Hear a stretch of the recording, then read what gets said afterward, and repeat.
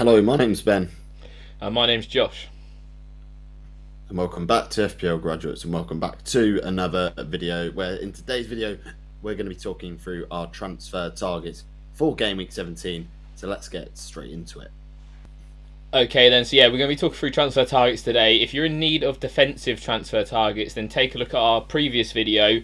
Me and Ben went into quite a bit of detail about some specific defenders that took enough for one video on its own, so make sure you check that out. It's been uploaded for a couple of days now, but in this video we'll be going through midfielders and forwards that you should be getting in your FPL sides, some of the better options, some options that we think might not be as good as maybe some other people think as well. So starting off first, we've got Amad Diallo, obviously off the back of the big double digit haul away at Manchester City. The fixture run for United right now is okay, I'd say. It's not the best, but they do have some decent ones in there. Obviously, Bournemouth at home, Wolves away is pretty decent. Newcastle at home I wouldn't be too bothered about. I think they have Liverpool after that, and then they do face Southampton. So the run is decent. Obviously, Amad has been playing in that more advanced role for United, which has really suited his game. I think everyone thinks that that's his better position rather than wing back. But that's probably one of the only caveats that I'd have to him, is that you might not know where he's playing week in, week out, especially if Garnacho and Rashford do return to the squad. It'll become a bit of a bigger risk. What's your thoughts, Ben, on him? Obviously, you're not as biased as me on that sort of £5 million midfielder debate. Yeah, so I agree with Josh. The fixtures aren't too bad for United. They're not the best, but when you're looking at a midfield enabler just like Ahmad at 5.2 million, you almost sort of disregard those fixtures. And I think you've got to with some of these enablers because you're not going to get the best fixtures all the time. But Ahmad has looked fantastic, even again in those more difficult fixtures. He obviously hauled against City away, and traditionally that is one of the hardest games to haul in. So yeah, I do think he's a really good option. He's going to rise up in price quite quickly, I think. So if you're going to hop on, it's either now or you probably won't do it because you know how United fans are. They up the price of every FPL asset. It's doing well for them. So yeah, it's one that's going to rise quite quickly over the sort of coming days. But yeah, one to bear in mind, and I think is a good option for now. Okay, so next up is another midfield enabler who seems to be in really good form. It's Enzo Fernández of Chelsea. Of course, the 3 goals and 4 assists, all of them pretty much coming in the last 7 game weeks. So that is really interesting to see. His form has really picked up and he's on a bit of a purple patch at the moment. Of course, he is in such good form, but it's because of the positioning of Enzo Fernández. If Chelsea pick up an injury or two in the midfield, he automatically drops back into a much deeper role. So bear that in mind. At any given moment, Enzo could drop into a more pivot role than the attacking midfield role that he seems to be playing at right now. But for now, he's playing almost as the most advanced Chelsea attacker at the moment. The stats maybe suggest that he's overperforming just a little bit, but you know what? For a Chelsea team, you don't mind that at all with the fixture run that they've got. Josh, what's the thoughts on Enzo? Yeah, I probably rank him as like second in this sort of like £5 to £5.5 million debate at the moment. I think there are definitely a lot of pros. I think one of the biggest cons for me is that he blocks you out of triple Chelsea, and when their fixture run is so good, you're probably going to want the likes of Palmer, Jackson, maybe even the defender as well, because their defence is actually pretty solid so far this season. So that'll be the biggest con for me. I just don't know if he's worth going into. Obviously, he's on an unbelievable run of returns. I think it's like 5 weeks now, with returns in every single game and double-digit hauls in there as well. So he's definitely on a purple patch. It's just whether you think that will continue or whether that could drop off. Obviously, they're facing some relatively decent defences over the next 2. I know they're green on the FDR, but Everton and Fulham are actually 2 of the best defences in the league so far this season. So for me, they're definitely not the easiest of games. So it'd be interesting to see if he's still going to get those, consistent returns in potentially harder defensive fixtures. Okay then, so someone who's a little bit more expensive than Ahmad and Enzo is Alex Iwobi. He's at 5.7 million at the time of recording. The fixture run for Fulham is actually one of the best in the league. They go on a really nice run now. It's probably why a lot of managers are looking at the likes of Anthony Robinson, and the same can be applied to their attack as well. Alex Iwobi so far this season with 8 attack and returns.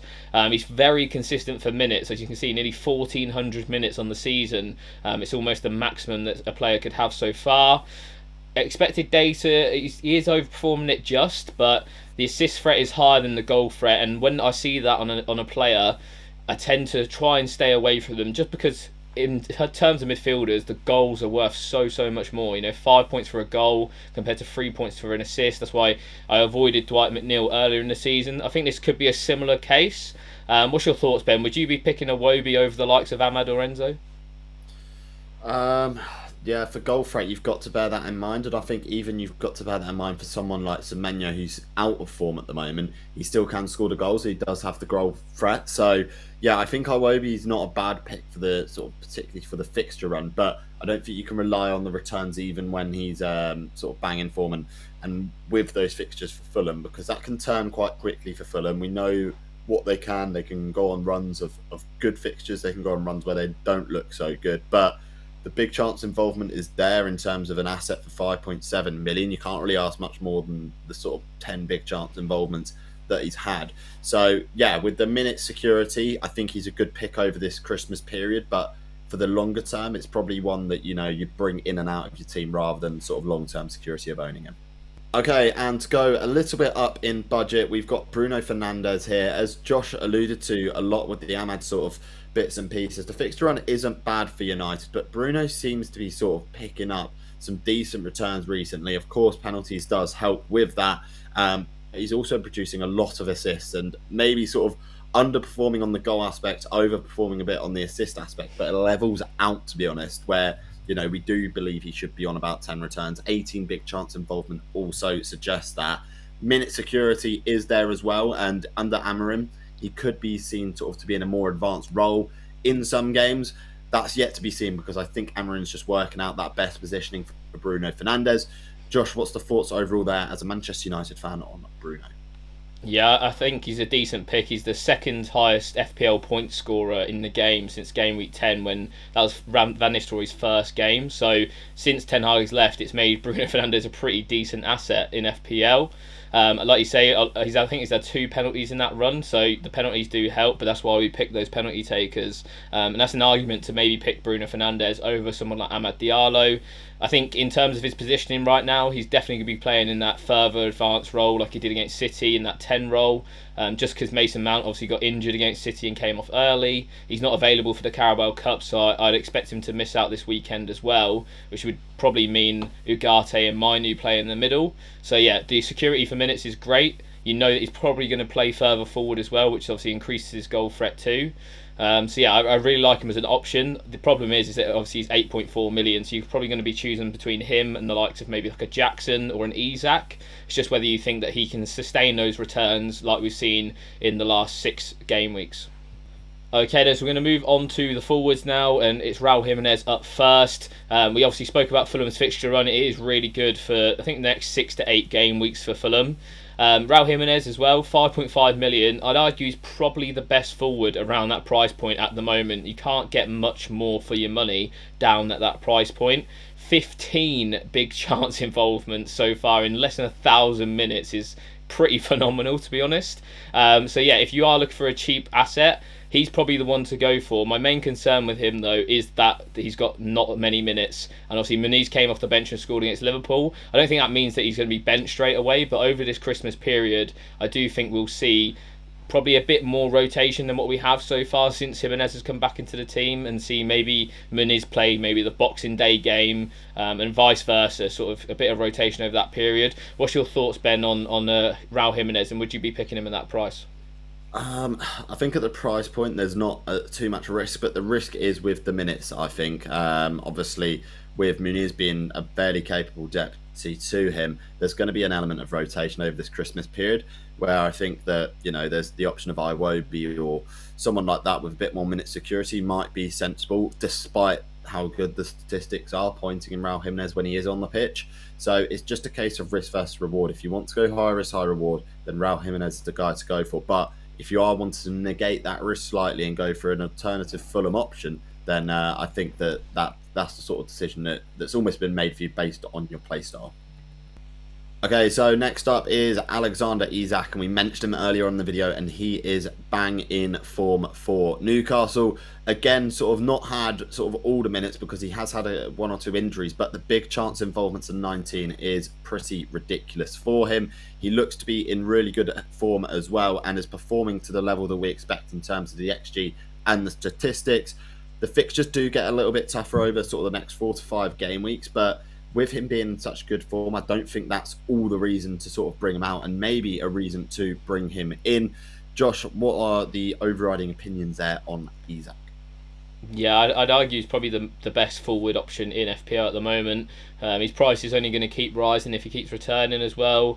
I think in the games that I've seen him so far, with that Leicester game, he just looks like the man, the talisman. We bang on about talismans week in, week out, and he's that guy. He's got the penalties, got the open play goal threat. He's even been getting a lot of assist threat. He created 2 big chances against Leicester and had 2 big chances himself. So yeah, a slight underperformance really in that Leicester game for him, which you can't be too mad at because he's been so consistent in the recent weeks since myself and Ben have owned him.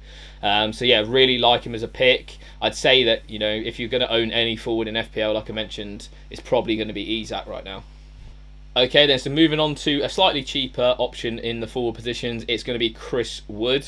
I brought him in last week and I feel quite robbed, to be honest, because I'm not sure how Elanga was offside for that goal with some dodgy line drawing, but I'll get over it. 10 goals so far this season in 1,200 minutes is pretty good. 14 big chance involvements. The thing with Chris Wood is that if you take a look at his stats, he doesn't take a lot of shots.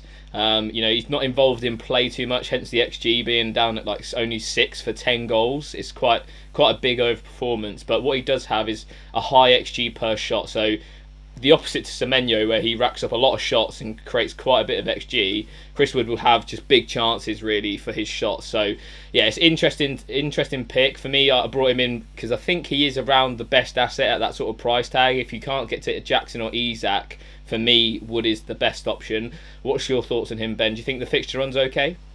Yeah, to be honest, I think it doesn't really matter what fixture run Chris Wood's on because he does have that threat and he always has that goal scoring ability, especially in this Forest team that don't create like millions of chances for him, but they create high quality chances for him, which is exactly what Nuno's style is. We saw this so many times. Raul Jimenez, when he was under Nuno, was never sort of a striker that got loads and loads of chances a game like he's getting at Fulham. So yeah, I think Chris Wood is a really decent option. Like Brentford, they score a lot of goals at home, but they also concede a lot of goals. Spurs coming out one of the worst defences in the league at the moment, and Everton, and we know sort of how sort of poor they can be defensively. So over the next 3, it's actually not that bad at all. And it's a nice position for Chris Wood owners to be in because a blank in the week that's just gone means that his price, isn't going to rise loads, and the ownership isn't going to rise too much.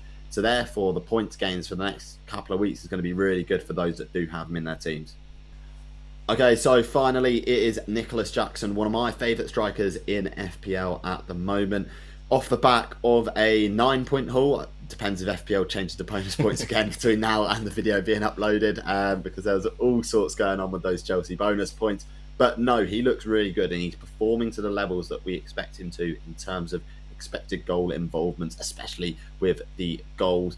He looks like he's really good a lot of the time. Like he's getting a lot of chances. He's maybe not finishing all of them, but he is getting at least one chance a game where you expect him to finish it off, and that shows with the 9 goals he's got so far this season. Playing in the Chelsea team where he looks to be secure in minutes. He's getting 60, 70 minutes every game, which is, what you can ask for from a Chelsea asset. You don't want to sort of have that risk, especially in the wide areas at the moment, of rotation. So there's that security there of minutes over the short term with a lot of fixtures coming up.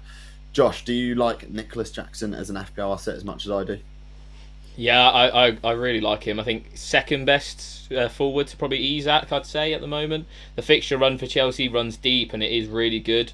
So it's a massive bonus if you can bring him in.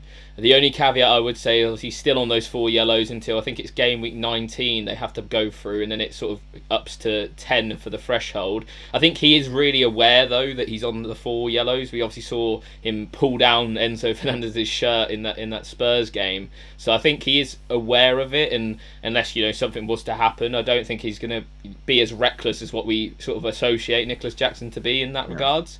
But yeah, 9 goals and 4 assists. He just looks clinical. Like when he gets a chance, he usually takes it, which is not something we could say last season where he was quite wasteful. And spearheading that Chelsea attack at the moment, I think it's only a win-win situation for owners. Okay then, so that wraps up Game Week 17's transfer targets. Let us know if you're thinking about getting any of those guys in the comments down below, and any other transfer related issues, put them in the comments and we're sure to get back to you. Yeah, and as always, please remember to like, comment and subscribe to the FPL Graduates. I've been Ben. I've been Josh. And we'll see you guys next time. Have a good game week, everyone. So you